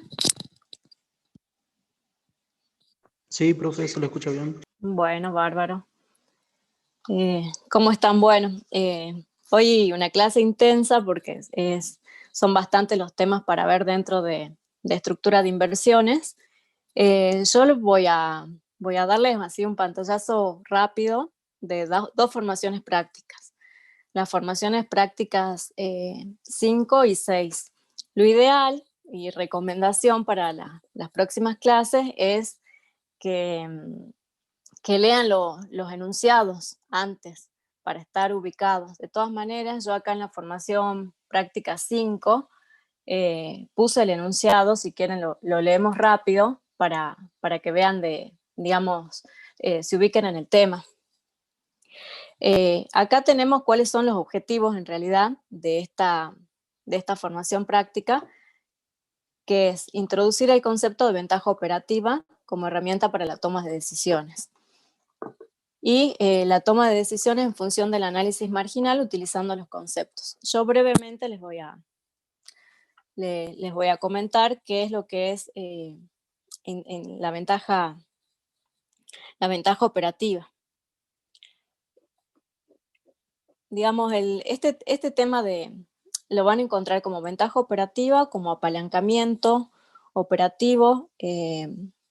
Ahí tenemos el enunciado. Antes del enunciado, yo les voy a hacer un breve comentario. Este tema del apalancamiento operativo o ventaja operativa forma parte de la problemática de la administración de la estructura justamente de inversiones, básicamente del capital inmovilizado. O sea, ustedes saben que dentro de la estructura de inversión tenemos el capital inmovilizado y el capital de trabajo. Dentro del capital inmovilizado, o sea, la problemática es estar en el negocio. El capital inmovilizado genera ciertos costos operativos o costos fijos de estructura. Por ejemplo, puede ser el alquiler. Vieron que dentro del capital inmovilizado están todos los bienes de uso. Supónganse que yo tengo un galpón, una fábrica y tengo que pagar un alquiler, o sea que tengo un gasto y tengo una depreciación por esos bienes de uso. O sea, todos estos costos fijos operativos que la empresa deben absorber permanentemente para generar la utilidad. De acá surge el concepto de apalancamiento operativo. Pero bueno, vamos leyendo el enunciado. La empresa TZ desea lanzar en un nuevo mercado un producto que actualmente comercializa. Supongamos que esta empresa está fabricando, vende lavarropas y vende solamente en Salta y ahora quiere lanzarlo en un nuevo mercado que sería Jujuy. Acá nos dan los datos, a cuánto lo venden, 150 pesos la unidad. Las ventas alcanzaron 13.500.000, en el último ejercicio la utilidad es de 2 millones. Tenemos los datos de los costos fijos. El lanzamiento, lanzar mi producto en otro mercado en Jujuy, me insume una erogación de 3 millones en publicidad. Se estima que el nuevo mercado no podrá absorber más de 45.000 unidades y que el precio no podrá exceder los 130 por unidad. Se estima que las ventas en los mercados actuales se mantendrán las del último año. Y acá tenemos, bueno, todas las preguntas que vamos a responder. Si querés, Pato, pasala. Bueno, entonces, ¿cuál es el objetivo de este práctico? Es determinar, básicamente consiste en determinar si conviene o no atacar un nuevo mercado con un producto ya existente. Y para ello, ¿cómo lo vamos a hacer? Vamos a calcular ciertos indicadores, que son indicadores de rentabilidad, de riesgo y de liquidez para cada situación. Vamos a definir dos momentos, un momento 0 y un momento 1. Por eso lo llamo M0 y M1. Y en función de ellos y de los objetivos de la empresa, tomar la decisión. Esta decisión si conviene o no. Y vamos a emplear ciertos conceptos que son estos que están acá, que yo he colocado las fórmulas, que son el punto de equilibrio, el margen de seguridad y el grado de ventaja operativa. El punto de equilibrio, ¿qué me indica? El punto de equilibrio me indica, ahora vamos a ver cuando lo calculemos, que lo vamos a calcular tanto en el momento 0 como en el momento 1, cantidad de unidades. Es decir, en cuántas unidades yo no gano ni pierdo. La fórmula para determinar este punto de equilibrio es costos fijos en el numerador y en el denominador es el margen de contribución. Precio de venta menos el costo variable. ¿Quieres pasar una, Pato, y ya vamos a volver por ahí? Bueno. Para poder, digamos, calcular estos indicadores, que los necesito calcular para poder tomar una decisión, lo que necesitamos hacer es armar un estado de resultados. Tenemos ciertos datos que son conocidos, que yo los puse ahí, cuáles son los datos que los podemos sacar del planteo, que son el precio de venta, las ventas, la utilidad, el costo total, los costos fijos. Y hay ciertos datos que necesitamos y no los tenemos, pero los vamos a ir sacando por diferencia. Esto cuando se sienten a desarrollarlo al práctico van a darse cuenta que, por ejemplo, que hay que partir de la utilidad. Nosotros tenemos que, digamos, partimos de la utilidad de 2 millones y vamos a ir subiendo, vamos a armar el estado de resultados a la inversa. ¿Por qué? Conocemos la utilidad de 2 millones, conocemos los costos fijos. No, se te pasó. Podés volver ahí está. Conocemos la utilidad, conocemos los costos fijos, por lo tanto calculamos la contribución marginal y conocemos las ventas. Los costos variables los vamos a calcular por diferencia, que son los 6.300.000. Entonces de ahí calculamos cuáles son, al conocer nosotros las ventas y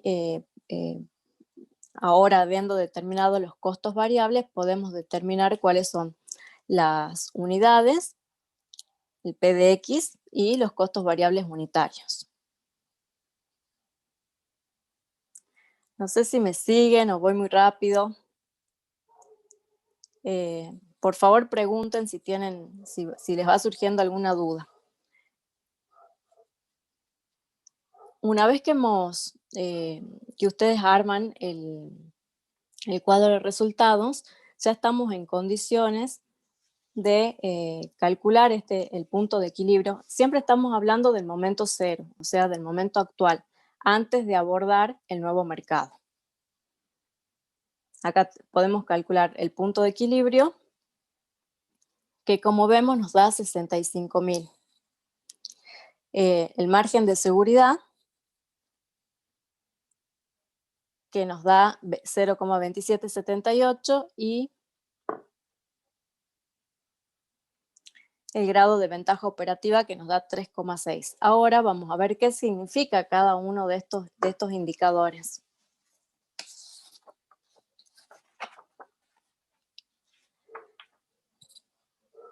Bueno, un punto de equilibrio de 65.000 unidades nos indica que si yo vendo las 65.000 unidades, no gano ni pierdo. En este caso, en el momento 0, ¿cuántas son las unidades que se están vendiendo? Se están vendiendo 90.000 unidades. Por lo tanto, significa que estoy por encima de este punto de equilibrio. Esto se ve reflejado en la utilidad, es decir, por encima por cada unidad que supere el punto de equilibrio, estoy ganando. Es decir, yo tengo 90.000 unidades que estoy vendiendo, menos las 65.000, es decir, esas 25.000 unidades ya me generan la utilidad que habíamos visto que se generaba de acuerdo al estado de resultados. El margen de seguridad. Este margen de seguridad, ¿qué es lo que me indica? Primero, el cálculo. ¿Cómo calculo este margen de seguridad? Son las ventas actuales en unidades menos las ventas en el punto de equilibrio sobre el punto de equilibrio. Me da un coeficiente, que es un 27,78. Si las ventas caen un 25%, yo sigo ganando. Si caen un 27,78, estoy en el punto de equilibrio. Y si caen un 30%, ya pierdo. No se absorben los costos fijos. Eso es lo que me indica este número de margen de seguridad. Y el grado de ventaja operativa. Sí. Disculpe, ¿podría repetir entonces qué me indica margen de seguridad? Sí, el margen de seguridad me indica que si las ventas, ante una caída de ventas, ¿qué es lo que pasa? Si pierdo o no, ¿sí? En este caso, si las ventas caen un 27,78, estoy en el punto de equilibrio. Perfecto, gracias. De nada. Bueno, ¿qué me indica el grado de ventaja operativa? ¿Y cómo lo calculo? El grado de ventaja operativa es, bueno, en la filmina anterior estaba la fórmula, pero acá lo vemos. Es el margen unitario, es decir, precio de venta menos los costos variables, por las unidades que estoy vendiendo, sobre lo mismo menos los costos fijos.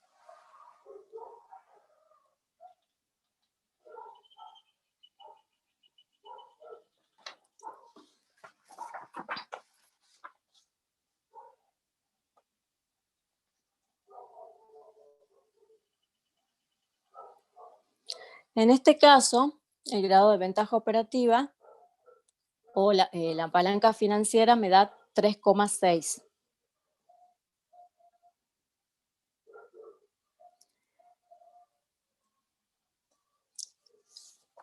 ¿Qué significa esto?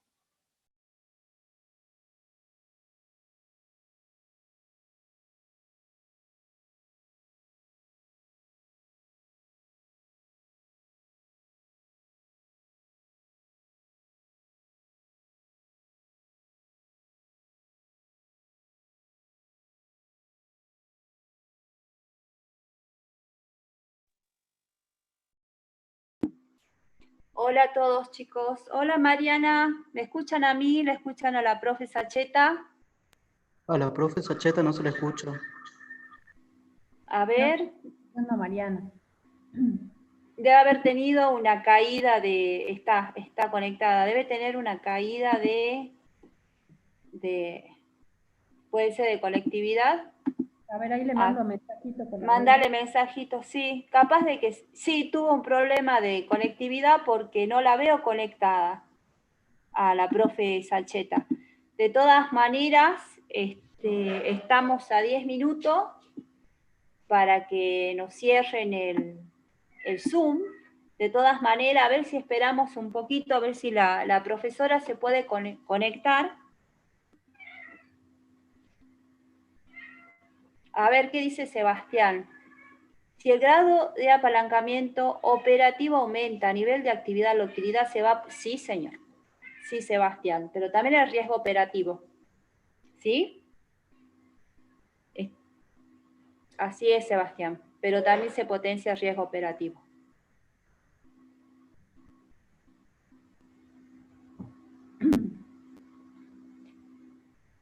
A ver.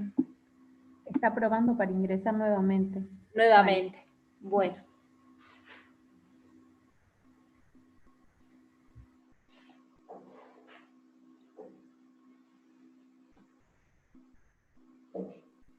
¿Podría, profe, mientras tanto, Sí. repetir lo del grado operativo, del empleado operativo? Sí, por supuesto. Ustedes de a poco van a ir viendo lo que es grado de apalancamiento operativo, como así también el grado de apalancamiento financiero, que lo van a ver más adelante, ¿sí? Ahora, si el grado de apalancamiento operativo, como dice Sebastián, aumenta el nivel de actividad, la utilidad se va a potenciar 3,6 veces más.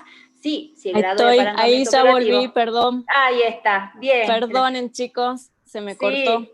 Bienvenida, Mariana. Ay, no, mil disculpas. Te devuelvo el mando. Mariana, dale. te recuerdo, Sí. Mariana, nos quedan 10 minutitos antes que nos cierren el Zoom. Sí. Bien. Veamos el concepto de grado de apalancamiento operativo, ¿sí? Es un indicador de cómo incrementa o disminuye la utilidad antes de intereses e impuestos ante un incremento o una disminución de las ventas de la empresa. Para que vean el concepto, en este caso es 3,6, ¿sí? Es decir que, digamos, nos indica en cuánto aumenta la utilidad antes de intereses e impuestos ante el incremento de las unidades. Es la posibilidad de la utilidad de un mejor aprovechamiento de las inversiones que generan los costos fijos.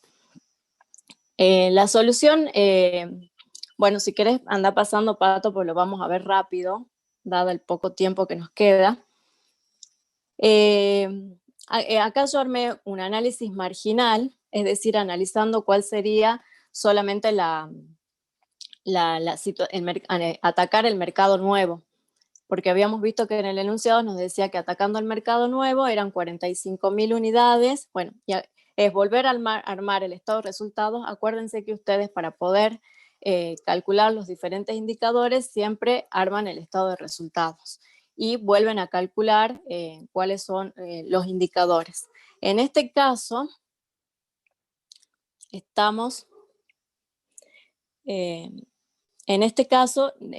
vemos que en vez de utilidad tenemos pérdida,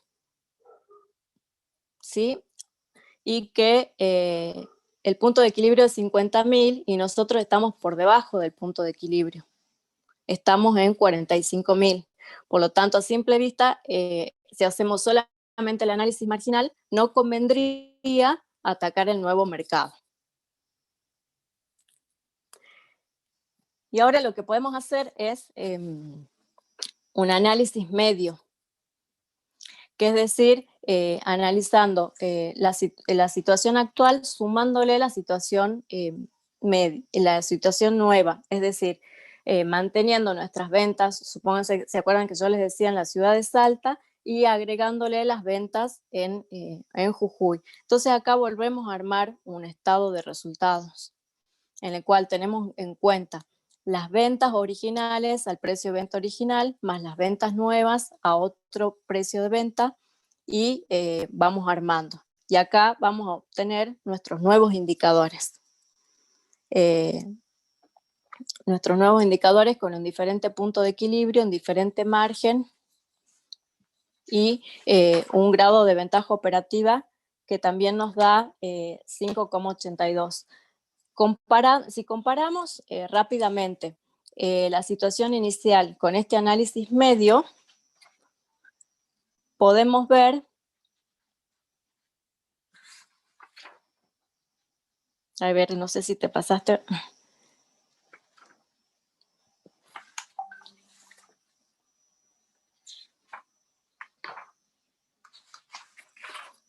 Lo que podemos hacer nosotros es comparar esta situación inicial con el análisis medio. Y vamos a ver que en realidad no nos conviene. En la solución podemos plantear diferentes estrategias. No quedarnos solamente con que no conviene atacar el nuevo mercado, sino que podemos, que nosotros supónganse como administradores financieros, como asesores de esta empresa, por ahí podemos plantear distintas distintas alternativas. Podría ser, una alternativa que se me ocurre sería, bueno, en vez de vender a X precio, a 130 pesos, probar si en el mercado nuevo puedo aumentar el precio. ¿Qué otra alternativa podemos hacer? Podemos plantear, en vez de invertir los 3 millones en publicidad, que acuérdense que es un costo fijo que teníamos, podemos ver si se puede invertir menos y plantear distintas alternativas y volver a evaluarlo para poder calcular, nuevamente los indicadores y ver si avanzamos con el proyecto o no. Veamos rápidamente la formación 6.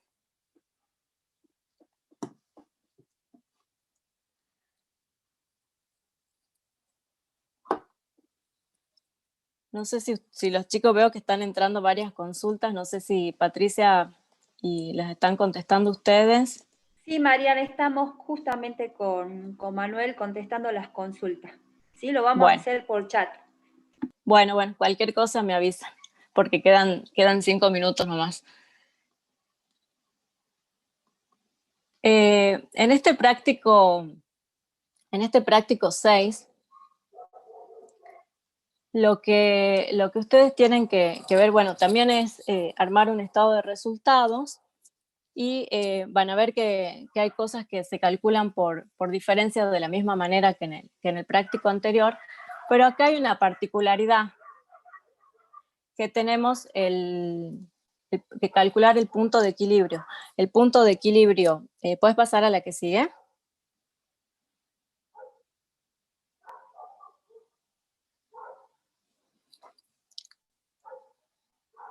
El punto de equilibrio financiero. ¿Cuál es la particularidad? Que para calcular el punto de equilibrio financiero, los costos fijos que nosotros tenemos que tener en cuenta son los costos fijos erogables.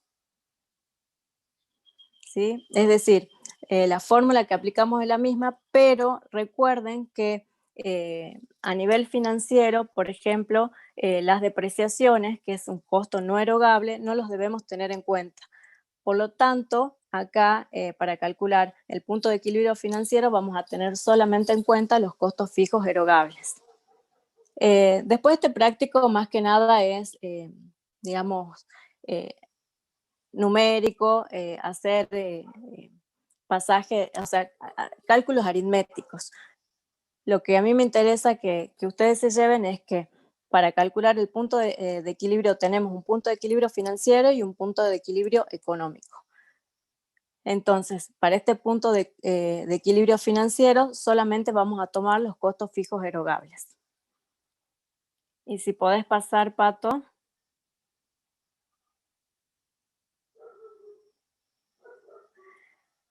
No así para el punto de equilibrio económico, tenemos que tener en cuenta los costos fijos totales.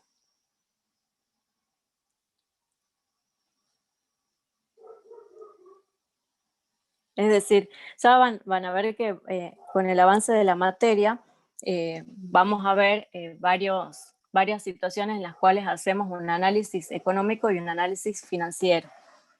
A nivel financiero, todo lo que es no erogable no se debe tener en cuenta, que como les mencioné recién son las depreciaciones o algunos egresos de fondos algunos egresos que en realidad no son una verdadera salida de fondos, algunos gastos que se